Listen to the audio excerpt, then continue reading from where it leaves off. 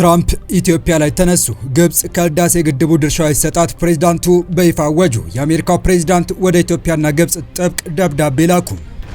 ወገን ላይ አይተኩሱም ብለን ተዘናጋን። የዞኑ ኃላፊ በአማራ ክልል በስተት የድሮን ጥቃት ተፈጸመ። ካምፕ ውስጥ በነበሩ የመንግስት ሚሊሻዎች ላይ በተፈጸመ የድሮን ጥቃት ቁጥራቸው ቀላል የማይባሉ ሚሊሻዎች ተገደሉ።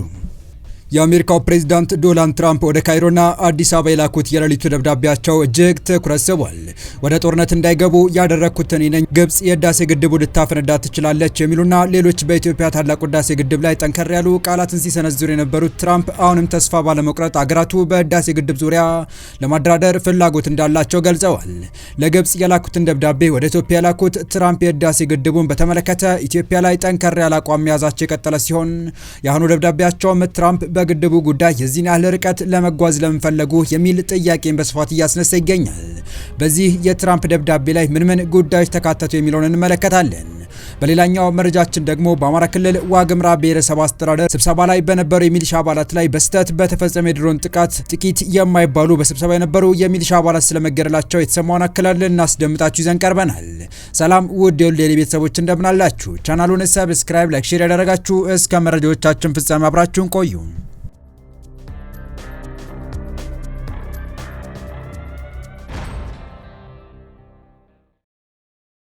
የአሜሪካው ፕሬዝዳንት ዶናልድ ትራምፕ ግብጽ ከኢትዮጵያ ጋር በህዳሴ ግድብ ዙሪያ የገባችበትን ውዝግብ ለመፍታት ዳግም ለማደራደር ፍላጎት እንዳላቸው ገለጹ።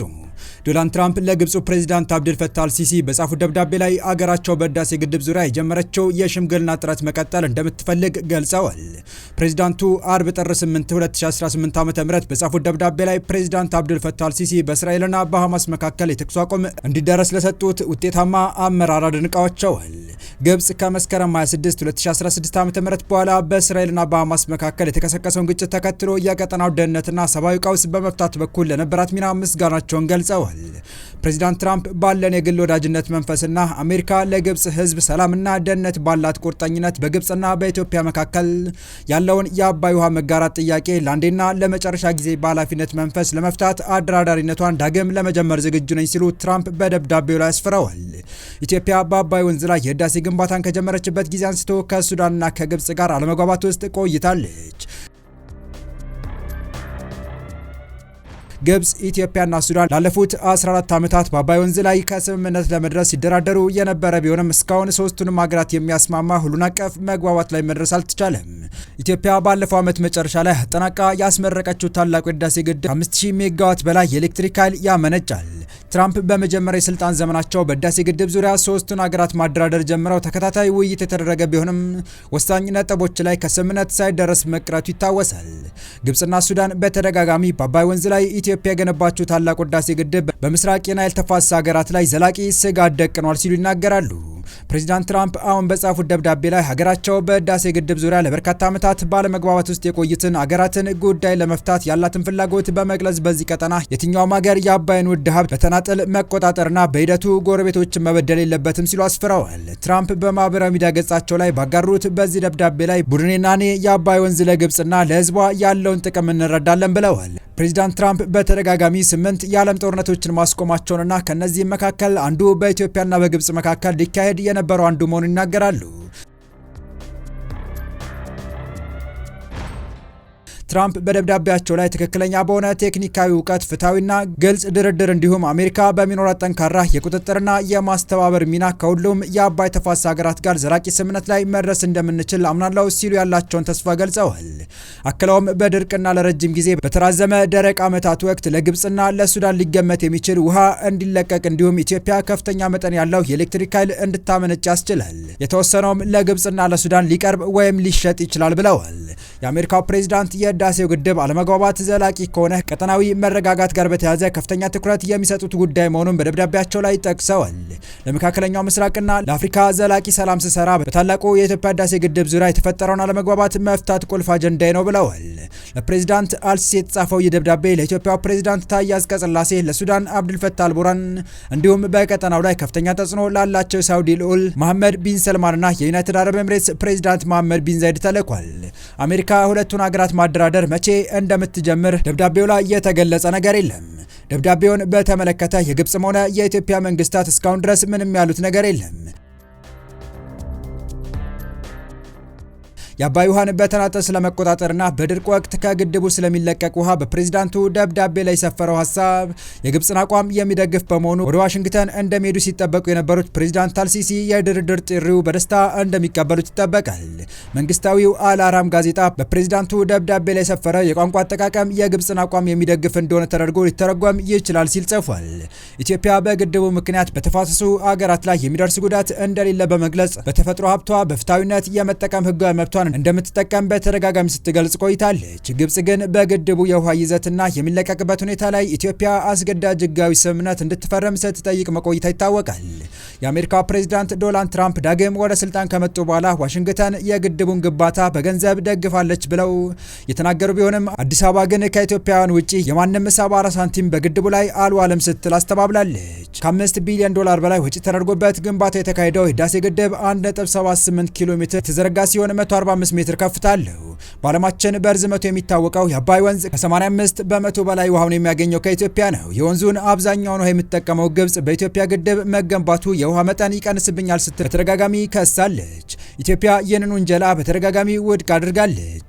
ግብጽ በአውሮፓውያኑ 1959 የተፈረመውና አብዛኛውን የወንዙ ውሃ ድርሻ የሚሰጣትን የቅኝ ግዛት ስምምነት በመጥቀስ የወንዙን ውሃ ሙሉ በሙሉ በበላይነት ለብቻው የመጠቀም ፍላጎት አላት በማለት ኢትዮጵያ ይህ ሁኔታ መለወጥ እንዳለበት ስትከራከር ቆይታለች።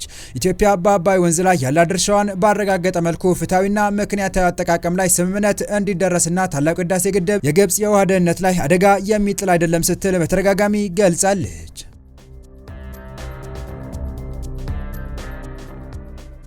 በቀጣይ መረጃ በአማራ ክልል ዋግምራ ብሔረሰብ አስተዳደር ስብሰባ ላይ በነበሩ የሚሊሻ አባላት ላይ በተፈጸመ የድሮን ጥቃት ቢያንስ 36 ሰዎች መገደላቸውን አንድ የሳህላ ሰየምት ወረዳ አመራር፣ የጤና ባለሙያና ነዋሪዎች ለቢቢሲ ተናገሩ። በጥቃቱ 16 ሰዎች ጉዳት እንደደረሰባቸው እንዲሁም ካምፑና በውስጥ የነበሩ የጦር መሳሪያዎች እንደወደሙ የወረዳ አመራሩ አስታውቀዋል። በአካባቢው የሚገኙ የመከላከያ ሰራዊት አዛዦች ጥቃቱ የተፈጸመው በስህተት እንደሆነ መናገራቸውን የወረዳ አመራሩና ነዋሪዎች ገልጸዋል። ሐሙስ ጥር 7 2018 ዓ.ም ጠዋት ላይ የድሮን ጥቃት የተፈጸመው በዋግምራ ብሔረሰብ አስተዳደር ሳህላ ሰየምት ወረዳ በሚገኝ የሚሊሻዎች ካምፕ ላይ እንደሆነ ቢቢሲ ያነጋገራቸው 5 ምንጮች ተናግረዋል። የወረዳው ማዕከል ከሆነችው መሻሃ ንዑስ ከተማ ወጣ ብሎ ሰፋ ድልድይ በተባለ አካባቢ የሚገኘው ይህ ካምፕ ከትግራይ ጦርነት አንስቶ የሚሊሻዎች ማዕከል ሆኖ ሲያገለግል መቆየቱ ነዋሪዎች አስረድተዋል። ካምፑ የትጥቅ ማከማቻ እንዲሁም የጸጥታ ኃይሎች ማረፊያና መመገቢያ እንደሆነ ማክለዋል። ነዋሪዎች እንደሚናገሩት ካምፑን ማዕከላቸው ያደረጉት የሚሊሻ አባላት በአካባቢው የሚንቀሳቀሱት የፋኖ ኃይሎች ወደ ወረዳው እንዳይገቡ ጥበቃ ያደርጋሉ። ጥቃቱ በተፈጸመበት ሰዓት የሚሊሻ አባላቱ ከካምፕ ፊት ለፊት ከሚገኝ ሜዳ ላይ ባዛዣቸው ስምሪት እየተሰጣቸውና ቁርስ እየተመገቡ እንደነበረ የወረዳ አመራሩ ለቢቢሲ ገልጸዋል። 3 የወረዳው ነዋሪዎችም ሚሊሻዎች ቁርስና ስብሰባ ላይ እንደነበሩ አረጋግጠዋል። በዕለቱ የፋኖ ኃይሎች በአካባቢ ሚሊሻ ላይ ጥቃት ለማድረስ እየተንቀሳቀሱ ነበር የሚሉት እኚህ የወረዳ አመራር የሚሊሻ አባላቱም ታጣቂዎቹ ላይ ለሚወሰድ እርምጃ እየተዘጋጁ እንደነበረ ገልጸዋል።